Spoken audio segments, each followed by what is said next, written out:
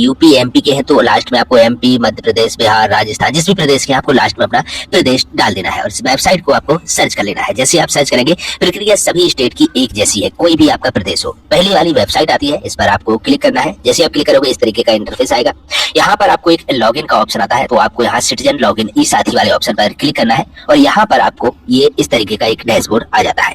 यहाँ पर आपको एक यूजर आईडी और एक पासवर्ड बनाना होता है। आपको पास अगर है तो आप डाल दीजिएगा, अगर नहीं है तो आप ऊपर नवीन उपयोगकर्ता पंजीकरण लिखा हुआ है, इस पर आप क्लिक करके एक नई आईडी बना सकते हैं। आईडी बनाना बहुत आसान है, यहाँ पर कुछ अपनी डिटेल्स डालनी होती है। इसका पूरा वीडियो भी मेरे चैनल पर आपको मिल जाएगा। यहाँ पर चलिए हमने आईडी बना ली है, उसके बाद हम लॉगिन करेंगे। लॉगिन करते ही इस तरीके का पेज आता है, जहाँ पर नीचे आपको यहाँ पर आपको देखने को मिल जाता है जाति प्रमाण पत्र हिंदी में, जाति प्रमाण पत्र अंग्रेजी में, आय प्रमाण पत्र, निवास प्रमाण पत्र। हम फिलहाल आपको जाति प्रमाण पत्र बनाना बता रहे हैं। हम सबसे ऊपर वाले ऑप्शन पर टिक करेंगे। जैसे इस पर क्लिक करेंगे अगला पेज इस तरीके का ओपन हो जाएगा, जहाँ पर आपको अपना आधार कार्ड, ये कैप्चा कोड यहाँ पर डाल के इस बॉक्स पर क्लिक करके सबमिट कर देना है। जैसे हम सबमिट करते हैं हमारे जो आधार कार्ड से मोबाइल नंबर लिंक है उस पर ओटीपी जाता है, वो ओटीपी आपको यहाँ पर डाल के सबमिट वाले बटन पर क्लिक कर देना है। जैसे हम सबमिट करते हैं इस तरीके का ऑप्शन आता है। अगर आप नगरीय हैं तो आप नगर पर क्लिक करेंगे, अगर आप ग्रामीण हैं तो गांव पर टिक करेंगे। यहाँ पर आपका नाम ऑटोमेटिकली ही आ जाता है। नीचे पिता, पति या संरक्षक का नाम डालना है, उसके बाद आपको नीचे माताजी का नाम डालना है। यहाँ पर अपना मकान संख्या, मोहल्ला, पोस्ट, आपके जो आधार कार्ड पर है एड्रेस, वो आपको अपने जरिए यहाँ पर फिल कर देना है। कुछ जगह टिक करने के लिए आता है और कुछ जगह आपको भरने के लिए ऑप्शन आता है। अगर आप ऊपर दिए हुए पते पर रहते हो तो आपको उपरोक्त पर टिक करना है, अगर आप नहीं रहते हो तो नीचे एक अस्थायी पता डालना है। नीचे आप आते हैं तो प्रमाण पत्र आपको हिंदी में ही चाहिए तो आपको हिंदी में टिक रहने देना है। नीचे आपको जाति पर टिक करके और यहाँ से SC ST OBC आप जिस जाति में भी आते हैं उस पर आपको टिक कर लेना है। यहाँ पर उपजाति पर आएंगे तो नीचे यहाँ पर आपको उपजाति में से आपकी जो भी जाति है, यहाँ पर सारी जाति आ जाती है, वो उस पर आपको टिक कर देना है। यहाँ पर आप देखेंगे प्रमाण पत्र बनवाने की आपको क्या आवश्यकता है, तो मैं फिलहाल यहाँ पर ऑनलाइन लिख देता हूँ। आपको जिस काम के लिए चाहिए होगी आपको वो लिख देना है।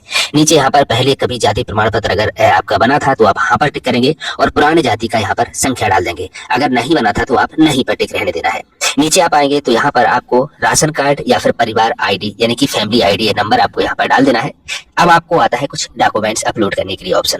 तो आपको यहाँ पर क्या क्या कागज अपलोड करने हैं, यहाँ पर हम चुने पर टैप करेंगे। आप देखेंगे एक फोटो, स्वप्रमाणित घोषणा पत्र और यहाँ पर जो है पार्षद या वार्ड मेंबर के द्वारा एक प्रमाण पत्र बनाया हुआ, यहाँ पर जो है राशन कार्ड, अन्य में एक आधार कार्ड। तो सबसे मेन आता है इसमें स्वप्रमाणित घोषणा पत्र। तो वो आपको कहाँ से मिलेगा वो मैं आपको बताता हूँ। तो ये जो स्वप्रमाणित घोषणा पत्र है ये आपको जब सबसे पहले ही मिल जाता है, जब आप लॉगिन की जगह होते हैं। आपको ऊपर की तरफ स्क्रॉल करना होता है, यहाँ पर नीचे जाते हैं तो यहाँ पर देखिए लिखा हुआ है स्वप्रमाणित घोषणा पत्र। आपको इस पर टैप करना है। जैसे आप टैप करेंगे ये डाउनलोड होके आ जाता है। आपका इसको स्क्रीनशॉट ले लेना है या फिर आप इसको प्रिंट आउट निकलवा करके इसको आपको भरना है। भरना क्या है, मैं की जगह आपको अपना नाम, पुत्र पुत्री में आपके अपने पिता या पति का नाम, उसके बाद उम्र में आपकी कितनी उम्र हो चुकी है, वर्ष में आपका कब जन्म हुआ है, किस सन में, उसके बाद व्यवसाय में आप क्या करते हैं, निवासी कहाँ के हैं, आपको पूरा अपना पता यहाँ पर डालना है। नीचे आप आएंगे, नीचे आपको स्थान यानी कि आपके जिला, डिस्ट्रिक्ट का नाम डालना है। यहाँ पर आपको अपनी दिनांक जिस दिन ऑनलाइन कर रहे हैं, यहाँ पर आपके नाम और यहाँ पर आपका हस्ताक्षर होना है। उसके बाद इस पेज की आपको एक फोटो क्लिक कर लेनी है जो कि 100 KB से कम की होनी चाहिए। समझते हैं इसको अपलोड करना। तो जैसे सबसे पहले आपको फोटो अपलोड करनी होगी, फोटो पर आपको टिक करना है। टिक आप करेंगे इस तरीके का ऑप्शन आता है, चूज फाइल पर आपको टिक करके गैलरी में पहुंचा दिया जाएगा। यहाँ पर आपको अपनी फोटो क्लिक करके पहले से ही रखनी है।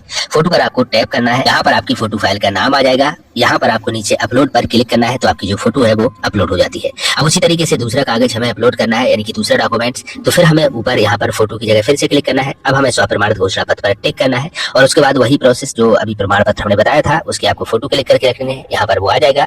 उसके बाद आपको चूज फाइल पर क्लिक करके हमने अपलोड कर लिया और यहाँ अपलोड पर क्लिक कर देंगे तो यहाँ पर हमारे 2 प्रमाण पत्र अपलोड हो चुके हैं। इसी तरीके से अब हमें आधार कार्ड अपलोड करना है। अन्य में जाकर के हम अपना आधार कार्ड अपलोड करेंगे। राशन कार्ड की फोटो कॉपी भी आपको यहाँ पर अपलोड करनी है। अगर आपके पास प्रधान का कोई जाति प्रमाण पत्र लिखित नहीं है तो उसको आप छोड़ भी सकते हैं, आपका बन जाएगा।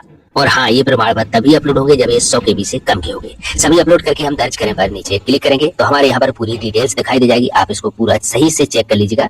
उसके बाद यहाँ पर नीचे आपको एक पेमेंट का ऑप्शन मिलेगा, तो आपको इस पेमेंट वाले ऑप्शन पर क्लिक करना है। नीचे यहाँ पर लिखा हुआ है सेवा शुल्क भुगतान करें, इस पर क्लिक करना है। ये आपका एप्लीकेशन नंबर है, इसको आपको लिख के रख लेना है। इसी से हम डाउनलोड करेंगे, सबमिट करेंगे। प्रोसीड विद पेमेंट पर हम क्लिक करेंगे। यहाँ पर आप QR कोड और यहाँ पर फोन पे, पेटीएम किसी के भी जरिए आप पेमेंट कर सकते हैं।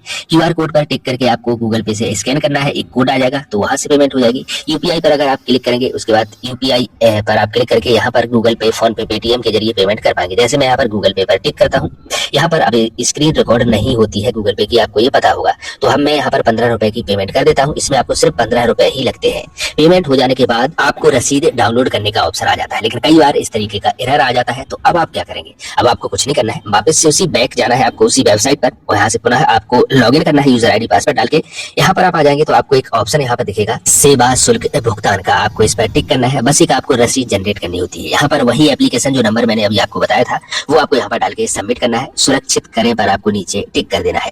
जैसे आप इस पर टिक करेंगे तो आपकी जो रसीद है वो डाउनलोड होकर आ जाती है। जैसे ही रसीद डाउनलोड होकर आ जाती है बस अब आपकी कंप्लीट हो चुकी है। अब आपको 2 से 3 दिन बाद इसका स्टेटस चेक करना है। वो कैसे करना है वो हम आपको बताते हैं। वापस से इसी वेबसाइट पर आना है। आपको यहाँ निस्तारण आवेदन लिखा हुआ है, इस पर आपको टिक करना है। कास्ट सर्टिफिकेट हमने अभी आपने बनाया है तो हम सबसे पहले वाले ऑप्शन पर टिक करेंगे। यहाँ पर हमें देखिए नॉट फाउंड का ऑप्शन आ रहा है, क्योंकि अभी हाल ही में हमने इसे ऑनलाइन अप्लाई किया है। जब आपको कुछ समय हो जाएगा तो ये ऑप्शन कुछ इस तरीके से आएगा, जहाँ पर आपको नीचे एक एप्लीकेशन नंबर लिखा दिखेगा। आपको इस पर टैप करना है। जैसे आप इसको टैप करेंगे तो आप